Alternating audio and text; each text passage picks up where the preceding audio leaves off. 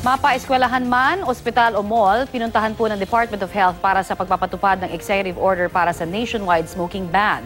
At may ulat on the spot si Tina Panganiban Perez. Tina? Connie, umikot sa iba't ibang lugar ngayong umaga ang Department of Health para ipaalam sa lahat ang pagpapatupad sa Executive Order 26 para sa isang nationwide smoking ban sa darating na araw ng Linggo. Unang binisita ng DOH ang Andres Bonifacio Elementary School sa Maynila. Nagkabit dito ng tarps na nagsasabing bawal magbenta ng sigarilyo at manigarilyo sa loob ng 100 metrong paligid ng paaralan. Kasama ng DOH ang anti-smoking mascots nito. Suot ng mascots ang mga higanteng cigarette packs na may graphic warnings ng masamang epekto ng sigarilyo. Nakalagay naman sa tagiliran ng ilang impormasyon gaya ng may pang-embalsamo at panlinis ng banyo sa Yossi. Sabi ng isang estudyanteng si Ayu De Leon, natutunan daw niya sa pagbisita ng DOH na masama sa kalusugan ang paninigarilyo. Sunod naman pinuntahan ng DOH ang Rasak Covered Court. Dito nagbabasketball at nagtitipon ng ilang tao kasama na ang mga kabataan. Dahil bawal manigarilyo sa areas of youth activities, base sa EO, bawal manigarilyo sa Rasak Covered Court kahit pa open air ito. Kinabitan ng lugar ng tarps na bawal manigarilyo at magbenta ng sigarilyo sa loob ng 100 meters ng court. Ipinaliwanag din ni ASEC Eric Tayag sa kapitan ng barangay ang tungkol sa EO. Sunod naman pinuntahan ang San Lazaro Hospital. Kinabitan din ito ng tarp.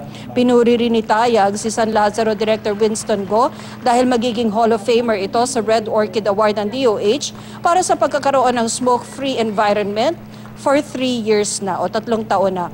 Naglagay rin ng tarp at umikot ang DOH sa isang fast food dahil bawal manigarilyo sa food preparation areas at sa isang mall. Gagastos daw ang mall para i-convert sa smoking area ang isang driver's lounge nito.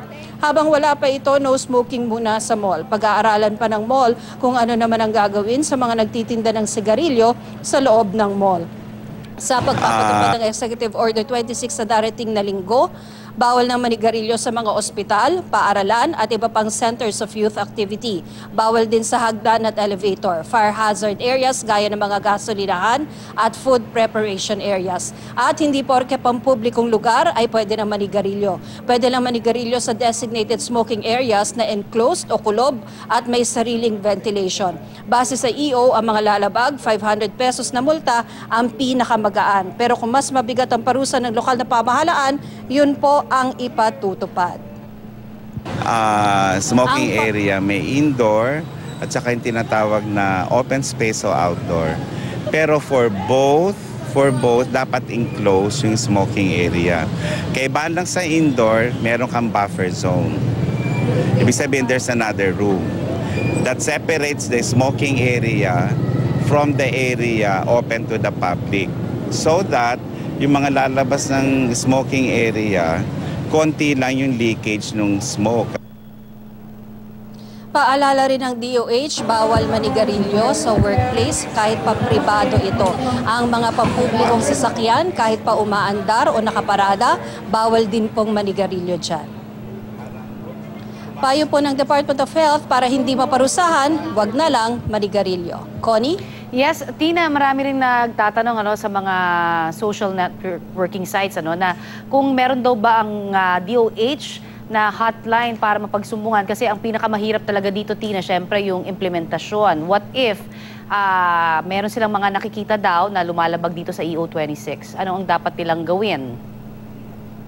Pwede magsumbong sa DOH, Connie. Meron na mga social media accounts ang DOH. Meron ding website ang departamento. Ang paalala lang ng DOH, kung magsusumbong kayo, dapat detalyado. Anong oras nangyari, anong petsa nangyari, kung kilala nyo ba, anong pangalan ng lumabag, o kung hindi nyo kilala, i-describe nyo siya. Pakiusap din ng DOH sa publiko, kung gagamitin ang kanilang hotline, wag naman pong gamitin ito para manira lang sa ibang tao. Dapat po makatotohanan daw ang mga isusumbong dito. Connie? Tina, para lang dun sa mga, sabihin na natin, mga establishmento na lalabag, ano ba yung magiging parusa?